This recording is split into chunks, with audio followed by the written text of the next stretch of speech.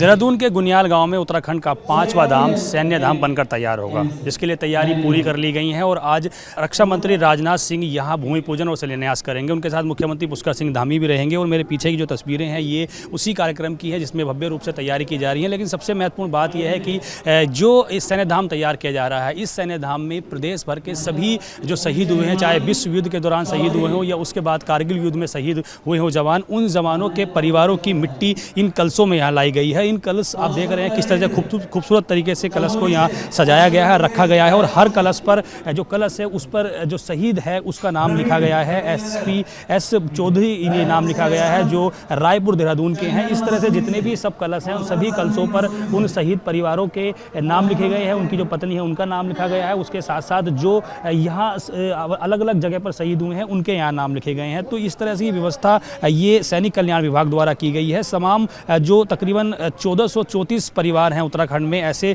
शहीद परिवार हैं, उन शहीद परिवारों की मिट्टी इन कलशों में लाई गई है। ये एक 15 नवंबर से भाजपा ने एक सैनिक सम्मान यात्रा शुरू की थी, जो प्रदेश भर में सैनिक सम्मान यात्रा चली है। उस सैनिक सम्मान यात्रा के माध्यम से ही ये जो कलश हैं, कलशों में मिट्टी अलग अलग जगहों से लाई गई है। सैनिक कल्याण विभाग का एक बड़ा कार्यक्रम है, बड़ा प्रोजेक्ट है ये। और इसमें तकरीबन ये कहा जा सकता है कि जो एक सम्मान होता है, शहीद का सम्मान होता है, उस सम्मान को बरकरार रखने के लिए इन कलशों में मिट्टी लाई गई है अलग अलग जगहों से। और सभी प्रदेश के सैनिक परिवारों की मिट्टी इन कलशों में लाई गई हैं। सैनिक कल्याण विभाग की अधिकारी मैडम हमारे साथ में है। मैम, किस तरह की ये तैयारियां हैं और कितने परिवारों से मिट्टी लाई गई? दरअसल हम 1 महीने से इस कार्यक्रम को कर रहे हैं। हम घर घर जा रहे हैं, उनके उसमें शहीदों के हम घर में जा रहे हैं। वो मिट्टी वहाँ से जो है तो कलश पे हम मिट्टी ला रहे हैं। और ये जो सैन्य धाम का निर्माण है उनकी मिट्टी से बनाया जाएगा। तो पूरे प्रदेश में ये कार्यक्रम चल रहा है। आज देहरादून का कार्यक्रम है जिसमें रक्षा मंत्री भारत सरकार राजनाथ सिंह जी आ रहे हैं और सैनिक कल्याण मंत्री गणेश जोशी जी हैं और उत्तराखंड सैनिक कल्याण विभाग उत्तराखंड सरकार इस कार्यक्रम को कर रही है। तो इसमें आज क्या सैनिक परिवारों को सम्मानित भी किया जाएगा? इस कार्यक्रम से कितने परिवार रहेंगे? कम से कम लगभग 204 परिवार के लगभग इस कार्यक्रम में शामिल होंगे। और सैन्य अफसर शामिल होंगे, उनके परिवार शामिल होंगे, जनप्रतिनिधि शामिल होंगे और अन्य जनता भी जो है शामिल होंगे इस कार्यक्रम में। कितने करोड़ रुपए की लागत से बनकर तैयार होगा ये, और क्या इसमें चीज़ें रहेंगी? क्या उनका नाम क्या रखा जाएगा? क्या नाम रहेगा? जो शहीद द्वार होगा उसका नाम बिपिन रावत के नाम से रखा जाएगा? नहीं, अभी तो ये 5वें धाम का निर्माण हो रहा है और अभी इसमें चल रहा है कि मतलब किस तरह से इसको वो करना है। तो पूरी तरह से तैयारियां की जा रही हैं व्यवस्थित तौर पर। और ये कहा जा रहा है कि जो इस सैन्य धाम का जो गेट होगा, जो मंच वो होगा, उसका नाम जो शहीद हुए हैं बिपिन रावत CDS उनके नाम पर रखा जाएगा।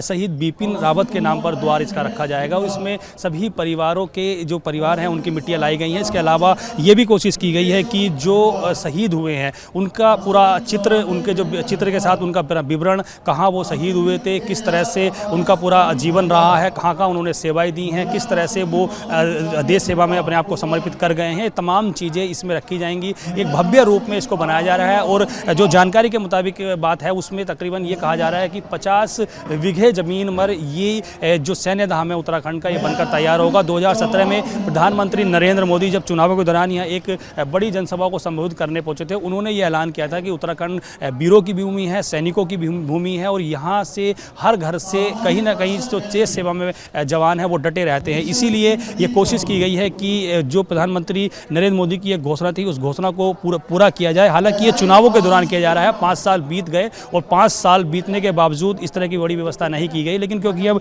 चुनाव बेहद करीब है, अगले महीने चुनावों की पूरी तरह से प्रक्रियाएं शुरू हो जाएंगी, उससे पहले भाजपा ने ये बड़े रूप में, व्यापक रूप में व्यवस्था की है कि शहीदों को सम्मान दिया जाए। और सैन्य धाम जो उत्तराखंड का 5वां धाम बनने जा रहा है उसमें शहीदों के परिवारों की मिट्टी को लाया जाए, ताकि एक जो कोशिश होती है, जो शहीदों का सम्मान होता है, उसको बरकरार रखा जाए। और ये कोशिश की जाए कि भाजपा शहीदों का हमेशा सम्मान करती है, उनके लिए पूरी तरह से काम करती है।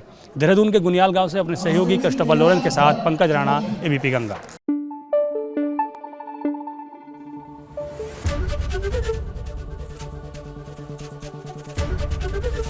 ABP गंगा, खबर आपकी, जुबान आपकी।